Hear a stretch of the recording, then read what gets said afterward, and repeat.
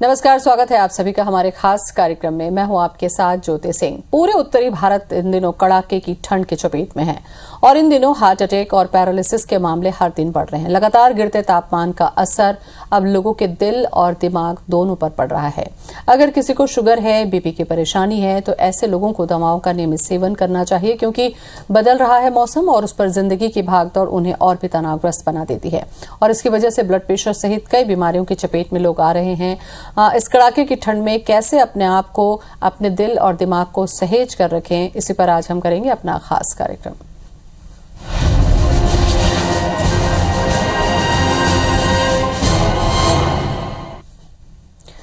और दिल दिमाग पर क्या असर हो रहा है ठंड का, क्या लक्षण होते हैं, क्या कारण होते हैं और कैसे बचाव किया जा सकता है, इस पर चर्चा करेंगे। न्यूरोलॉजी विभाग के एचओडी डॉक्टर हमारे साथ में जुड़ चुके हैं। नमस्कार डॉक्टर साहब, सबसे पहले बहुत बहुत स्वागत है आपका। डॉक्टर अभिजीत कोहट हमारे साथ में जुड़ चुके हैं। डॉक्टर अभिजीत, सबसे अहम सवाल तो मैं आपसे यही करना चाहूंगी, क्योंकि इन दिनों अगर छत्तीसगढ़ की हम बात करते हैं, छत्तीसगढ़ का तापमान हमेशा से गर्म रहने के लिए जाना जाता है और अचानक से जब इतनी ठंड पड़ती है या अचानक से ये ठंड बढ़ती है, तो क्या इसका हमारे दिल और दिमाग यानी कि ब्रेन और हार्ट पर कोई सीधा असर होता है क्या? हाँ जी, जैसा कि हम जानते हैं, जब ठंड अपनी चरम सीमा पर होती है तो हमारी बॉडी की कैपेसिटी होती है उसको कंपनसेट करने की। जब वो क्षमता के बाद जब बॉडी उसको कंपनसेट करने की कोशिश करती है तो हमारा बीपी बढ़ता है और बॉडी के अंग, खासकर हृदय, उसको मैनेज करने में लगता है। तो यह कॉमनली देखा गया है कि ठंड के दिनों में हार्ट अटैक और ब्रेन हेमरेज के केसेस में बहुत ज़्यादा वृद्धि होती है और ठंड का इसमें बहुत योगदान है। खासकर जब हम उत्तर भारत की बात करते हैं तो ठंड का कंट्रीब्यूशन बहुत ज़्यादा है जी। जैसा कि आपने कहा कि बॉडी का अगर आसपास का तापमान गिर रहा है तो बॉडी उसको मैनेज करने में लगती है। डॉक्टर साहब, ये एक सामान्य व्यक्ति के लिए भी ये मैनेज करना मुश्किल होता है? ऐसे में जो लोग पहले से ही डायबिटिक है या ब्लड प्रेशर के मरीज हैं, लो बीपी है या ब्रेन से जुड़ी किसी तरीके की मेडिसिन ले रहे हैं, क्या उनको ये समस्या कुछ ज़्यादा ही परेशान करती है? जी हाँ, जिनको ब्लड प्रेशर की समस्या होती है, खासकर जब हम उनकी बात करते हैं, तो ठंड के दिनों में अक्सर रात में ये देखा गया है कि बॉडी की जो सिंपैथेटिक ओवर एक्टिविटी है वो बढ़ जाती है। अर्थात ठंड के दिनों में आपका ब्लड प्रेशर, हार्ट रेट, इसमें वृद्धि होगी। होता क्या है, जो लोग ब्लड प्रेशर के पहले से मरीज हैं उनकी ब्लड वेसल, जो खून की नलिकाएं होती पहले ही डैमेज होती है और उस बढ़े हुए ब्लड प्रेशर को रोक नहीं पाती। उसके बाद हमारे यहाँ एक कल्चर है कि सुबह उठकर ठंड में ठंडी पानी से नहाना है, पूजा करनी है या बाहर जाना है घूमने। अगर आप अपने आप को ठीक से कवर नहीं करते और ठंड में एक्सपोज होते हैं तो ब्लड प्रेशर, रक्तचाप आपका बढ़ जाता है और उसमें फिर जो डैमेज छोटी छोटी खून की नलिकाएं होती है वो फटना शुरू होती है ब्रेन में। उसी प्रकार अगर हम हार्ट में देखें तो ठंड के दिनों में आपका हार्ट आपके ब्लड प्रेशर को मैनेज करने के लिए ज़्यादा काम करता है और जिनका हार्ट पहले ही कमज़ोर है, जिनको हार्ट अटैक हो चुका है या हार्ट की डिसीज़ है, तो उनका हार्ट उतनी मेहनत नहीं कर पाता, इसलिए हार्ट अटैक की भी संभावना बहुत बढ़ जाती है। अब इसके बाद थोड़ा सा चर्चा डॉक्टर साहब ब्रेन की कर लें, क्योंकि अभी पिछले कुछ महीनों पर अगर हम नज़र डालते हैं तो हमें ये देखने को मिलता है कि ब्रेन स्ट्रोक के जो प्रॉब्लम्स हैं वो ज़्यादा देखने को मिल रही है।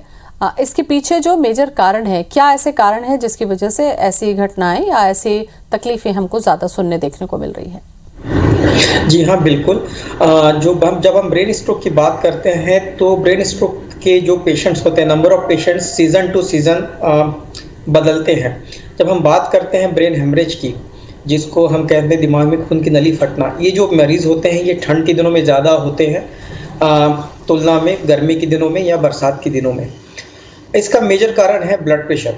जब हम बात करते हैं ब्रेन हेमरेज की तो एकमात्र कारण जो समझ में आता है वो है ब्लड प्रेशर। तो ठंड के दिनों में जब रक्तचाप ठीक तरीके से मैनेज नहीं हो पाता है तो डेफिनेटली जो ब्रेन हेमरेज का इंसिडेंस है वो काफ़ी बढ़ जाते हैं। तो अभी अगर आप रायपुर में बात करें तो इस समय ठंड में ब्रेन हेमरेज के काफ़ी मरीज आ रहे हैं। इवन 15 से 20 पेशेंट डेली डीकेएस हॉस्पिटल में देखे जा सकते हैं। अगर डॉक्टर अभिजीत ये समझने की कोशिश करें कि ब्रेन स्ट्रोक कितने प्रकार का होता है, क्योंकि अगर छत्तीसगढ़ की हम बात करते हैं तो क्या बाकी प्रदेशों की तुलना में यहाँ के जो केसेस हैं वो किस तरीके से आ रहे हैं, यहाँ किस तरीके की प्रॉब्लम लेकर ज़्यादातर लोग आपके पास पहुँचते हैं? जब हम ब्रेन स्ट्रोक की बात करते हैं तो मुख्यतः हम 3 प्रकार के ब्रेन स्ट्रोक की बात करते हैं।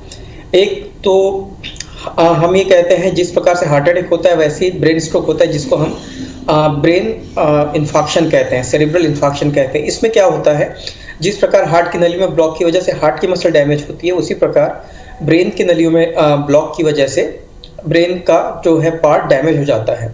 एक दूसरा प्रकार होता है जिसको हम इंट्रासेरेब्रल हेमरेज कहते हैं। इसमें क्या होता है, जिसको हम आमचाल की भाषा में कहते हैं ब्रेन हेमरेज। इसमें नलियां खून की फटने लगती है ब्रेन के अंदर, उसकी वजह से ब्रेन के अंदर ब्लड जम जाता है। ये थोड़ा सीवियर प्रकार का स्ट्रोक है। तीसरा स्ट्रोक होता है वेनस स्ट्रोक, ये अलग प्रकार का स्ट्रोक है, लेकिन इनके इंसिडेंस काफ़ी है छत्तीसगढ़ में। जब हम बात करते हैं छत्तीसगढ़ की कंपेयर टू अदर स्टेट्स, तो छत्तीसगढ़ में स्ट्रोक का इंसिडेंस काफ़ी ज़्यादा है। छत्तीसगढ़ में जो यंग एज है, जनरली हम बात करते हैं स्ट्रोक की तो ये एक ओल्ड एज की समस्या है, लेकिन हम यहाँ देख रहे हैं कि 40 से 50 वर्ष की आयु वर्ग में भी स्ट्रोक का काफ़ी प्रभाव है। और आज की तारीख में हमारे पास जो इंट्रासेरेब्रल हेमरेज है, जो ब्रेन हेमरेज है, उसके मरीज बहुत ज़्यादा आ रहे हैं कंपेयर टू ब्रेन इन्फेक्शन। कारण, मैं डॉक्टर साहब कारण भी मैं जानना चाहूंगी, क्योंकि अगर कारण हमें पता हो तो शायद उन कारणों को हम दूर कर लें, तो क्या इस गंभीर समस्या से हम बच सकते हैं? जी, कारण में हम देखें तो हमारे जो पॉपुलेशन है वो मैक्सिमम डायबिटीज़ और ब्लड प्रेशर जैसी बीमारियों से ग्रस्त है, जिनकी स्क्रीनिंग नहीं हो पाती है। हम बहुत काफ़ी सालों के बाद जब हमें समस्या होती तब हम डॉक्टर के पास जाते हैं, तब तक हमारी शुगर बढ़ चुकी होती है, जिससे शरीर में डैमेज ऑलरेडी स्टार्ट हो चुका होता है। ब्लड प्रेशर को हम सीरियसली नहीं लेते, एक लिमिट के बाद ब्लड प्रेशर बढ़ा हुआ है तब भी हम जो है अपना ब्लड प्रेशर उसको ट्रीट नहीं करते हैं। दूसरी मुख्य समस्या है स्मोकिंग। स्मोकिंग या फिर तंबाकू खाना, ये बहुत कॉमन समस्या है जो धीरे धीरे करके आपके शरीर को छलनी करता है और अल्टीमेटली आप स्ट्रोक के साथ लैंड करते हैं। चौथी जो बहुत कॉमन समस्या है सोसाइटी में है ओबेसिटी, मोटापा। जब आपको मोटापा होता है तो ये सारी चीज़ें आपस में लिंक्ड है। आपको मोटापा होता है तो आपको डायबिटीज़ भी होगी, ब्लड प्रेशर भी होगी, तो सब मिलकर के एक ऐसी सिचुएशन बनाते हैं कि आप सब स्ट्रोक के लिए अपने आप उसके लिए प्रोन होते हैं। तो हमें इन सब चीज़ों से बचना चाहिए। बिल्कुल डॉक्टर साहब, जैसा कि आपने 2 चीज़ें बताया कि सबका कहीं ना कहीं जुड़ाव है। स्मोकिंग एक ऐसी समस्या है जो यंगस्टर में बहुत ज़्यादा देखने को मिलती है और वो कन्विंस भी नहीं होते हैं, क्योंकि स्मोकिंग जो है उनका ब्रेन से क्या लेना देना या उनका हार्ट से क्या लेना देना, ये कोरिलेट करते करते लगता है कि बहुत देर हो चुकी होती है और क्या डैमेज जो होना होता है अगर किसी को, तो वो हो चुका होता है। बहुत अच्छा सवाल पूछा आपने। स्मोकिंग कोई भी यंगस्टर स्टार्ट करता है, अब तो आप कहना नहीं चाहिए, लेकिन स्कूल के बच्चे भी इसमें इन्वॉल्व होते हैं और अब आप अर्ली अपने कॉलेज के दिनों से स्टार्ट करते हैं। और स्मोकिंग एक ऐसी चीज़ है, टोबैको स्मोकिंग, जिसमें आपका एडिक्शन बहुत ज़्यादा होता है और धीरे धीरे जब ये स्मोकिंग की लत बढ़ते जाती है तो ये आपकी ब्लड वेसल्स को डैमेज करने लगती है, आपकी खून की नलियाँ उसमें ब्लॉक होने लगती है। अब जो खून की नलियाँ होती है वो माइक्रोन लेवल पर होती है, जब उसमें ब्लॉक आता है तब वो आपको स्ट्रोक के लिए, हार्ट अटैक के लिए प्रोन करती है।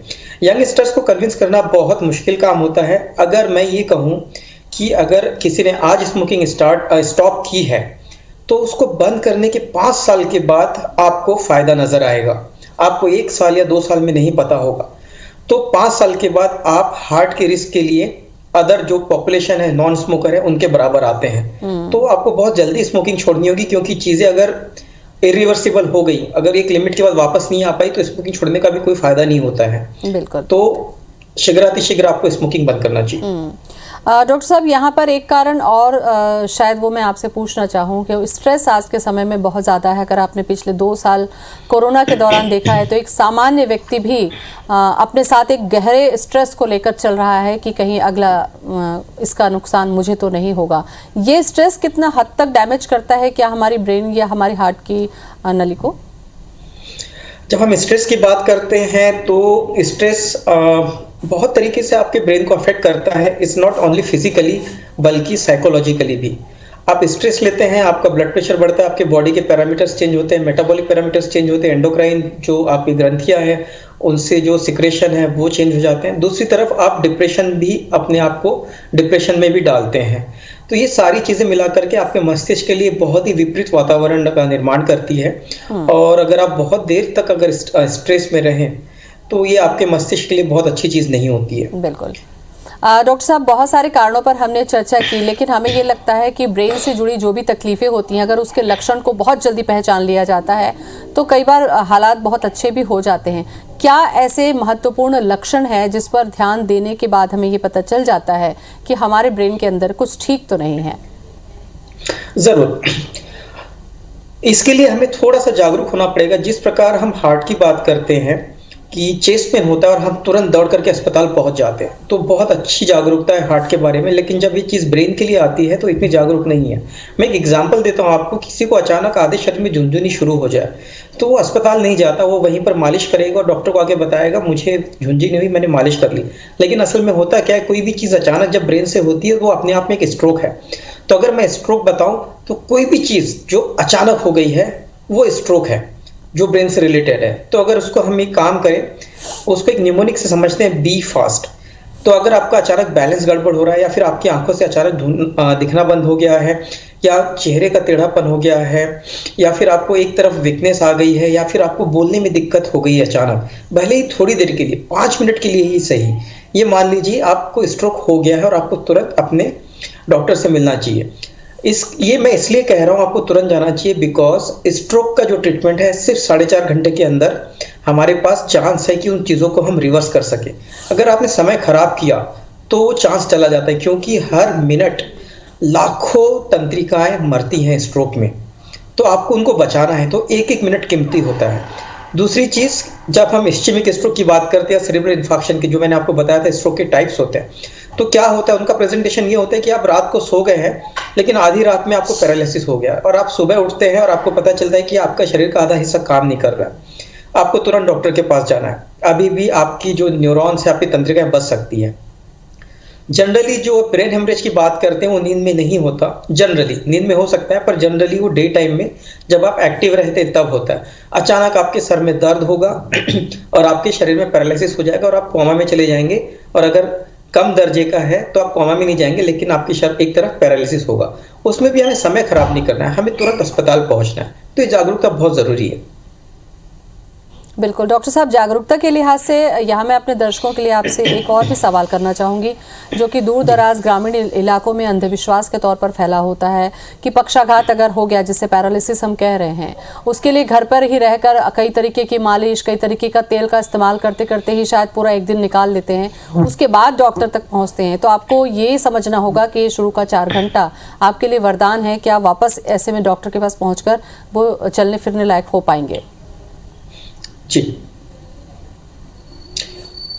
और इसमें एक चीज मैं आपको बताना चाहूंगा कि एक जनता में भ्रांति है कि पैरालिसिस हो जाता है अगर हाथ पैर का, तो वो कहते हैं कि नहीं, हाथ पैर का पैरालिसिस है, ब्रेन से नहीं है। और जब बहुत ज्यादा पैरालिसिस होता है तो वो ब्रेन से है। तो झाड़ फूक के चक्कर में हाथ पैर के पैरालिसिस को ठीक करने के पीछे पड़ते हैं। मैं ये बताना चाहूंगा कि किसी भी प्रकार का पैरालिसिस हो, आप हर चीज ब्रेन से होती है, तो इसमें समय खराब नहीं करना है। आपके पास समय बहुत कीमती है, हर मिनट लाखों न्यूरॉन मर रहे हैं बिकॉज ऑफ स्ट्रोक। आपको तुरंत अस्पताल आना है 4.5 घंटे के अंदर अंदर। डॉक्टर साहब, ये तो वो चीज़ें हैं जो दिखाई दे रही हैं और इस पे 4 घंटे का वक्त आपके पास से मिलता है, लेकिन कई बार ब्रेन स्ट्रोक में ऐसी भी चीज़ें देखने को मिलती है कि अचानक से किसी को सिर में दर्द हुआ, ब्लीडिंग हुई नाक से या मुंह से, और उसके बाद वो अनकॉन्शियस हो गया।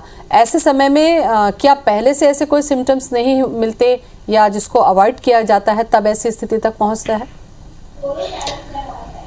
हमारा ब्रेन बहुत टाइम सेंसिटिव है, तो हर बार वो आपको इतना समय नहीं देगा। बहुत बार ये होता है कि आपका स्ट्रोक इतना ज़्यादा और इतना सीवियर होता है, इतना खतरनाक होता है कि शायद वो आपको टाइम ना दे।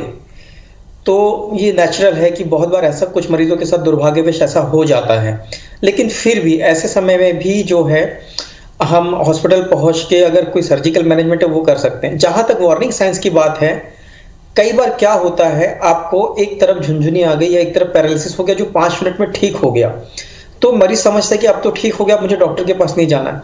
लेकिन असल में अगले 48 घंटे में एक बहुत बड़े स्ट्रोक की वार्निंग है ये, तो आपको इसको नेग्लेक्ट नहीं करना है। और आपको ये बहुत अच्छा गोल्डन चांस है कि आप डॉक्टर के पास जाए, न्यूरोलॉजिस्ट को दिखाएं कि ये ऐसा हो गया है, तो हम उसको इन्वेस्टिगेट करके अगला आने वाले स्ट्रोक को हम रोक सकते हैं। ठंड में अपने दिल और दिमाग का ध्यान रखना बेहद ज़रूरी है। हम बात कर रहे हैं डॉक्टर साहब से। डॉक्टर साहब, चूँकि ठंड पर हम चर्चा ज़्यादा कर रहे हैं क्योंकि सामान्य बीमारी के साथ साथ ठंड का असर होता है, तो ठंड के दौरान अगर आप देखिए कि कामकाज के लिए लोगों को निकलना ही है, जिन्हें बीपी की प्रॉब्लम है या जिन्हें ब्रेन से जुड़ी कोई प्रॉब्लम्स है, उन्हें बाहर आउटडोर ही बहुत ज़्यादा रहना है, ठंड के चपेट में आना है, तो क्या सावधानी उन्हें रखनी चाहिए ताकि इसका खतरा उन्हें ना हो या बच सकें वो? सबसे इम्पोर्टेंट है वो अपनी दवा समय पर ले, और ठंड के दिनों में अपना ब्लड प्रेशर थोड़ा, जो आप 6 महीने में अगर करते हैं तो उसको मंथली या वीकली बेसिस पर चेक करें। दूसरी सबसे इम्पोर्टेंट चीज़ है, कुछ लोगों को ये आदत रहती है कि एक धारणा है कि सुबह उठ करके ठंडे पानी से नहाना है, दिन अच्छा रहता है। तो जब ठंड के दिनों में ठंडे पानी से जब आप नहाते हैं तो आपका बीपी बहुत ज़्यादा शूट करता है। तो कृपया ठंड के दिनों में ठंडे पानी से ना नहाएं। और इसी प्रकार जब आप बाहर निकले तो अपने गर्म कपड़ों का प्रयोग करें और अपने कानों को अच्छे से ढकें। बिल्कुल। और खान पान में भी किस तरीके की सावधानी रखने की ज़रूरत होती है डॉक्टर साहब? जब हम ब्लड प्रेशर की बात करते हैं, सारी चीज़ें ब्लड प्रेशर रिलेटेड है। जब हम स्ट्रोक की बात करते हैं ठंड में, खासकर ब्रेन हेमरेज से, तो खान पान में आप जो है आपका नमक का जो इंटेक होना चाहिए, जो सोडियम इंटेक है, वो ज़रूर कम रखें। उससे 2 फायदे हैं। एक तो जिस प्रकार आपका ब्लड प्रेशर उससे काफ़ी कम रहेगा, एक तरीके से दवा का काम करता है। जो दवा आप जब ब्लड सोडियम कम करेंगे तो आपको दवा की ज़रूरत भी कम पड़ेगी। सबसे पहला इंटरवेंशन जब हम ब्लड प्रेशर रिडक्शन की बात करते हैं तो यही है कि आप खाने में नमक कम रखें। और दूसरी चीज़, अपने समय पर एक्सरसाइज करें। बहुत ज़्यादा वैगरस एक्सरसाइज नहीं कर रही, बहुत इंटेंस एक्सरसाइज नहीं कर रही, खासकर जो हार्ट के मरीज़ है। बट आप एक एरोबिक्स आप कर सकते हैं, 20 मिनट तक आप एक ब्रिस्क वॉक कर सकते हैं, इतना कि पसीना आ जाए। डॉक्टर साहब, इसके अलावा अगर हम ट्रीटमेंट की बात करते हैं, इस दौरान मान लीजिए अगर किसी को साथ में ब्रेन स्ट्रोक या हार्ट से जुड़ी अगर प्रॉब्लम हो रही है, तो ब्रेन से जुड़े जो ट्रीटमेंट होते हैं, क्या उनमें समस्याएं समाधान हो पाता है, उनका ट्रीटमेंट पूरी तरीके से हो पाता है? जी हाँ, बिल्कुल डिपेंड्स करता है। जैसा मैंने कहा कि आपका ब्रेन टाइम सेंसिटिव है। एक फ्रेज है इंडिया में, टाइम इज़ ब्रेन। तो हम ब्रेन को टाइम बहुत कीमती होता है। तो जब आप 4.5 घंटे के अंदर आप अपने नियरेस्ट हॉस्पिटल में पहुंचते हैं और आपका सीटी स्कैन या MRI होता है, तो हमारा टारगेट ये होता है कि जो ब्लॉक है उसको हटाया जाए। तो ब्लॉक हटाने के लिए इंजेक्शंस होते हैं, एक प्रोसेस होता है जिसको हम थ्रोम्बोलाइसिस कहते हैं। तो अगर जल्दी से जल्दी इंजेक्शन हम देते हैं तो जो आपका ब्लॉक है वो हट जाता है, काफ़ी हद तक हट जाता है, तो रिकवरी में काफ़ी मदद मिलती है। अगर उसके बाद भी अगर ब्लॉक बचा हुआ है, तो जिस प्रकार हम हार्ट में एंजियोप्लास्टी करते हैं, हमारे यहाँ ब्रेन में भी एंजियोप्लास्टी होती है। तो आप ब्रेन में एंजियोप्लास्टी करके जो ब्रेन की नलियाँ हैं जिसमें ब्लॉक है, वहाँ एंजियोप्लास्टी करके हम ब्रेन को ब्लड फ्लो नॉर्मल कर सकते हैं। तो इस तरीके से रिकवरी को हम बढ़ा सकते हैं और काफ़ी अच्छी रिकवरी होती है। मरीज़ जो है अपने काम पर वापस जा सकता है, अपना रोजगार फिर से कर सकता है। प्रॉब्लम तब होती है जब आप बहुत देर कर चुके होते हैं और आपकी सारी तंत्रिका, आपके सारे न्यूरॉन ऑलरेडी डेड हो चुके हैं, तो रिकवरी के चांसेस कम होते हैं।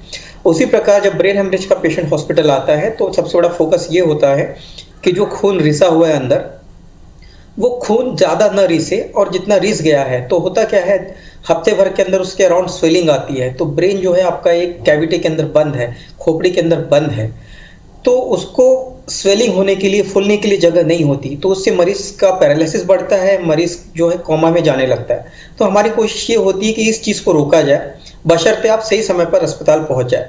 एक बार कॉम्प्लिकेशन फेज खत्म हो जाता है, रिकवरी बिल्कुल होती है और अच्छी रिकवरी होती है। तो मैं ये नहीं कहूँगा, मैं आपको बताना चाहूँगा, धीरूभाई अंबानी जी ने अपनी जो एम्पायर खड़ी की वो तो फर्स्ट स्ट्रोक के बाद ही है। उनको एक स्ट्रोक पहले हो चुका, उसके बाद भी उनका बिजनेस चला, उन्होंने काम किया।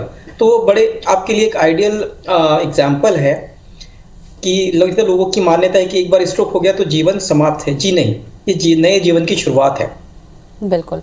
डॉक्टर साहब, जैसा कि हार्ट से जुड़ी प्रॉब्लम्स में कहा जाता है कि अगर एक बार हार्ट अटैक आ गया है तो दोबारा तिबारा भी आने के चांसेस होते हैं, तो ब्रेन स्ट्रोक का ट्रीटमेंट होने के साथ साथ क्या दोबारा फिर से ब्रेन हैमरेज होने की खतरा बना हुआ रहता है, या ट्रीटमेंट लॉन्ग टर्म चलता है तो ये मैनेज रहता है?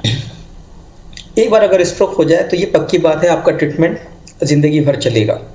जब हम इस्केमिक स्ट्रोक की बात करते हैं या ब्रेन क्लॉटिंग की बात करते हैं तो हम ऐसी दवा देते हैं जिससे कि क्लॉटिंग फिर से ना हो। तो जब आप ये दवा बंद कर देंगे तो डेफिनेटली आप रिस्क पर है कि आपको दोबारा स्ट्रोक होगा। हालांकि अगर आप दवा ज़िंदगी भर लेते हैं तो ये आवश्यक नहीं है कि आपको दोबारा स्ट्रोक नहीं होगा, बट ये पक्की बात है कि उसके चांसेस बहुत कम हो जाएंगे। इसी प्रकार जब हम ब्रेन हेमरेज की बात करते हैं तो आपको ब्लड प्रेशर कंट्रोल रखना है। अगर आपका ब्लड प्रेशर फिर भी कंट्रोल नहीं है तो डेफिनेटली आपको दोबारा ब्रेन हेमरेज होने के चांसेस बहुत ज़्यादा है। मतलब अगर आपको ब्रेन को ही बचाना है तो सबसे पहले अपने हार्ट को मैनेज करने के लिए ब्लड प्रेशर को कंट्रोल में रखना ज़रूरी होगा।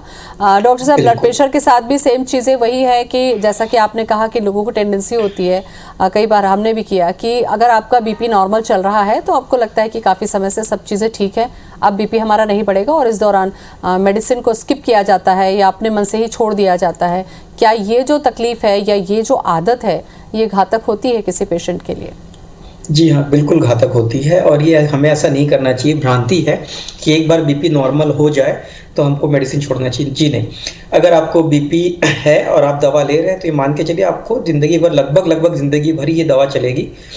और ये रिस्क ना उठाए कभी, क्योंकि अगर हम एक कॉमन भाषा में बात करें, हम मेडिकल लैंग्वेज में ना जाए, तो आपके हार्ट को आदत होती है उस दवा की, उसकी वजह से वो ब्लड प्रेशर को कंट्रोल करके रखता है। अगर दवा का इफेक्ट हट जाएगा तो हो सकता है कि बीपी बहुत ज़्यादा बढ़े, क्योंकि आपने उस एक इफेक्ट को हटा दिया, तो हो सकता है पहले से ज़्यादा रिबाउंड हाइपरटेंशन हो जाए, आपको बीपी बढ़ जाए।